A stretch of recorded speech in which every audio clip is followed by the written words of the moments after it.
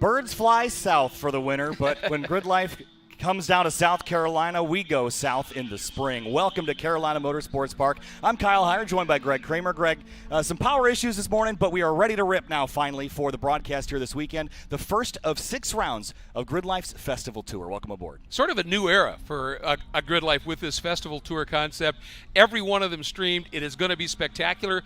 First time ever at Carolina Motorsports Park, not just for you and me personally, but for the series. It's proving to be a great little challenging racetrack, one I think is going to be very racy. Really looking forward to this. I'm looking forward to it too, and again, for those that were standing by waiting for GRIDLIFE Touring Cup qualifying, we didn't quite miss it. We're just on the tail end of the session, so we'll get you updated on lap times here in just a moment's time. We would like to thank the partners and people that make this happen this season, Greg. Some new partners that have come on board to help us bring this coverage to you. Hyundai, GRIDLIFE Live is powered by Hyundai N, Never Just Drive, Greg, and by Falcon, the official tire of GRIDLIFE Track Battle. So 2 partners that are on board helping us bring the action to folks at home here at Carolina Motorsports Park this weekend. Glad to have them aboard. Absolutely. I mean, you don't have something like this without some great partners, and it's just special that they're recognizing exactly how good GRIDLIFE, not just the Touring Cup, but also, you know, the track battle with a brand new title sponsor and drifting. We'll be talking about that a little bit more, but we're in the middle of what's turning out to be a really good qualifying session, and for most of it, we got going. It was Corvette up at the top, and then right near the end, Matt Walbaum put in an absolute flyer and jumped into the point, but right away, James Houghton jumped to the top in one of a great lap by him, and then Luke McGrew, who's led most of the session. Boy, talk about a guy who's riding some momentum from the opening round at Coda back on top of the chart. Yeah, certainly. So it's McGrew, Houghton, Waldbaum, and Wimble, your top 4 right now as it stands, as the session should be completed here shortly. Then it's John Koslow, who's new this weekend here in GRIDLIFE Touring Cup, P5, and Ryan Power, another new name here in 6th place. So a great qualifying effort for Ryan Power. Then it's Joel Morrison, Tony Marchev, Andrew Raines back with the Birmingham Road and Race Car, and James Cathers, another new name here inside the top 10. 3 new names in GLTC inside the top 10 here for qualifying. That's a great start. It is a great start. When you take a look at the entire field, a quarter of the field here are brand new to GRIDLIFE, which one talks about just the success of GRIDLIFE and the GRIDLIFE Touring Cup concept. People want to come here and race it, but also you always get the guys that show up that have a car that'll fit, that are, you know, sort of local experts that come in, and it's fun to see it because they know the nuance of a tricky little track like this, and they can really get up there and play with the fast guys. Yeah, there are certainly some new names here this weekend. I think this 56 car, this is Bob Ross, not the painter, it's a race car driver. Brand new to GLTC here this weekend, riding around in a gorgeous BMW. Looks great, got the checkered flag on the side. That's good to see, Greg. But some new names, as we mentioned, there are 10 new to GLTC drivers this weekend. That is almost a quarter of our 45 car field, which is, I think, the biggest new to GLTC or rookie class that we've had in at least a year and a half or so, which is great to see that we're back to the South here with GLTC, and seeing new names come to the series, that's always great. I was about to say, I think that just shows that GRIDLIFE was sorely missed down here in the South, and coming back, it's been great. And this track is a fascinating track. I think it's 2.78 miles in length. It's fairly busy. This is a very tricky complex here. That's 1 and 2, and if you've got a high horsepower car, and as you come out of 1, if you're up in the pipe, you need to short shift there, because if you shift when you get on that curb, cars just snap sideways, do all kinds of crazy.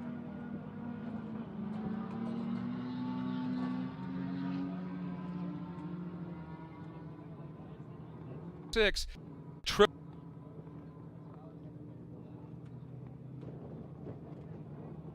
Open it up, then you got some awfully fast corners. You know, turn 8, 9 is very fast. That almost doesn't exist.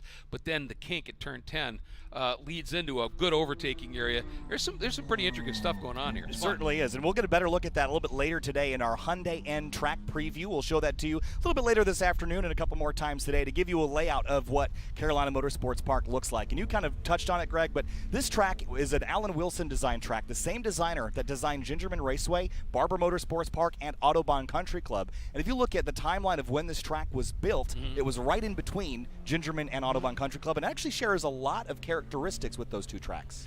Yeah, and up until a few years ago, it had gotten pretty rough and long in the tooth. 2020, the entire thing was repaved, and everybody's saying a lot of grip, very smooth. except for those curbs. You can get up, and you get up on those curbs aggressively enough, you're going to bounce around a little bit. Good look here at the 159, Josh Rubenstein, and the Mazda MX-5. And he's coming back to the checkers now. A late run for him here in qualifying. And again, we'll also have your timing and scoring up on the screen for later sessions here today. But again, dealing with power-related issues here. Generator conked out on us. We had to replace that in just in the nick of time. Big thanks to Charlie and Aaron for working overtime to get that thing set up and running.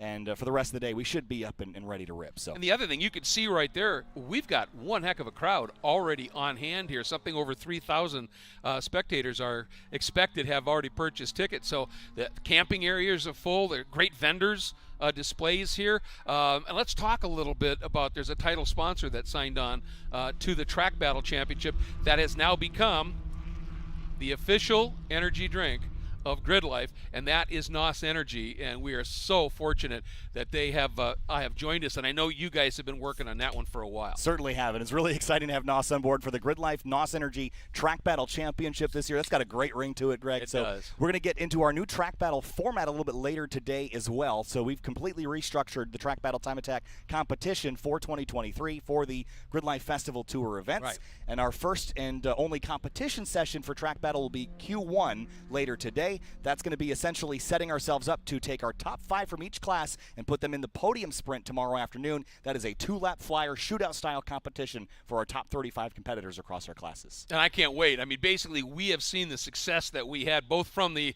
competitors loving it in the GLTC qualifying sprint, the single car qualifying, and everybody loved it, and the viewers love that format. And so I think, you can still get a track record in any session that you're running in the new NOS Energy Track Battle Championship. Any session, you set a track record, it's official.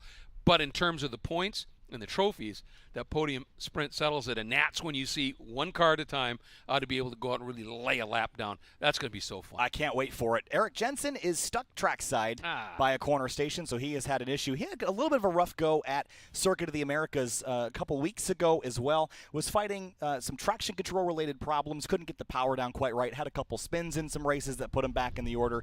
So it looks like an issue for him now, but Eric hails out of Trophy Club Texas. I'm sure he'll get that thing sorted. It might look like a Scion FRS, Greg, but underneath is an LS V8. It makes a ton of power, and there's not much FRS left in it. No, it really goes, no question. And we've got another car that's similar to that. We'll get some shots of it. Colton Wade, who, if you remember, folks, last year, if you watched, had that beautiful Miller High Life livery on the side of his BMW. Well, had a bit of an incident at Heartland Park, Topeka.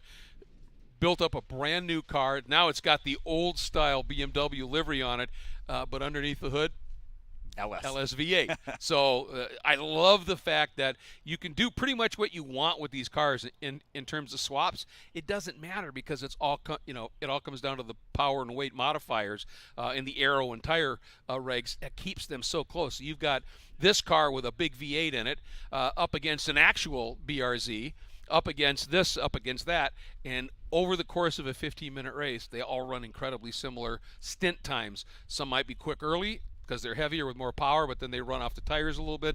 Others aren't as quick early and then come alive later on. And at the end, it's brilliant racing.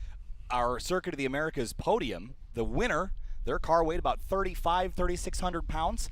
The driver that finished second on the weekend, Eric Catil, that car weighed 2,500 pounds. 1,000 pounds of difference between those two cars. And, of course, Eric Catil, for those that weren't aware, after Circuit of the Americas on the way home, they had a road accident in the middle of the night heading back up to Columbus, Ohio, where Eric is from. Thankfully, he and his dad were okay, but the car did have a little bit of damage. Eric wasn't planning on being here this weekend, but he has told me that he plans to be back for Watkins Glen. So he wasn't even going to miss an event after that car ended up in a ditch upside down on the trailer, totaled the truck. It was a really scary reminder, Greg, that sometimes the most dangerous part of your race weekend is driving to and from the track. Exactly. I remember many years ago when it was the in between the original IMSA and the new IMSA, which was then the Professional Sports Car Racing Series, and one of the Ferrari teams going through the Rocky Mountains out to Las Vegas had an incident, and the semi-tractor and trailer flipped into a big ravine on the mountain. And so things happen. You rebound, you fix it, and you get back and going again as we see Jensen being towed in. But what I've been enjoying watching here is we've got the vendors set up, we've got some very special displays, and the crowd here really seems to be enjoying it. Yeah, so far so good, and really it's going to ramp up throughout the weekend. Today, things will kind of peak towards the later afternoon into the evening, and then tomorrow it is a full day of competition. One of the other changes to the GRIDLIFE Festival Tour, it is a spectator-focused environment. We've got great activations from our partners here. NOS and Toyo have some awesome activations right behind us here to go check out if you're here on site at Carolina Motorsports Park. Advanced Auto Parts has an exceptional pit stop area where people can go and hang out and watch the live stream as well. So a really exciting new paddock feel here. We've got the arcade that will be up and running later tonight. You can see it all down there on the bottom of the screen. And there's the NOS hospitality area, and it is really spectacular. Just so much that's unfolding here, and it's absolutely great. And let's not forget, GRIDLIFE has some amazing merchandise themselves. So there's all kinds of things here. That big tent right in the center of your screen, that's the arcade area. And then off to the right, from this view now at the bottom of the screen are all the food trucks. If you are watching it at home today and you're close, come on out tomorrow. Certainly. Spectator tickets still available on the GRIDLIFE website. There's the food trucks. There's the food trucks. And then off to the left was the stage that'll have music on it tonight and tomorrow. So and also the live stream when it's running. So good stuff. Really excited to have this. This will be basically a traveling circus, if you will. Exactly. All 6 events. Next event for this particular operation will be Watkins Glen, New York. That will be on April 28th to 30th. That's my home track. I cannot wait to bring the GRIDLIFE family back to my home track. That's a pretty nice one to call home. It certainly is. Watkins Glen, one of the most historically significant of all racetracks, certainly in North America. Spiritual home still of the U.S. Grand Prix, no question about that, and just an amazing track in its own right. And that's one of the great things about this too is you know we find these gems that would be GLTC technically shortly. called club tracks, right? But they're gems. They're great racetracks, and the way that this series is designed, it works really well at these smaller venues, if you will. But then when you step up and you go to one of the big venues, it works incredibly well there. So for the drivers, you get all kinds of variety. You know, I've never been to CMP. I love that place. And then the next round is, well, I've never been to the Glen either. I never thought ever in my life I'd be driving there, and now you're going to be. It's pretty cool. Can't wait. We're going to step away from GRIDLIFE Touring Cup coverage. Drift is coming up next. We've got, first of all, a drift session. That's just everyone going out and going for some skids. Then we've got the grip lift sessions, which are ride-along sessions here at the racetrack where people can get on track, ride along in a grip or drift car, and they all go out on track together. It's one of the most spectacular, spectator-focused sessions of the weekend. So we'll be back here in a couple minutes for that, and then following that will be GRIDLIFE Touring Cup race number 1 at just about 3 o'clock p.m. here Eastern time. Might be on a little bit of a delay. We'll update you in a bit. And then Track Battle Q1 at about 3:30 p.m. Eastern. So that's what's coming up. We'll step away, and we'll be back for Drift here in just a few minutes.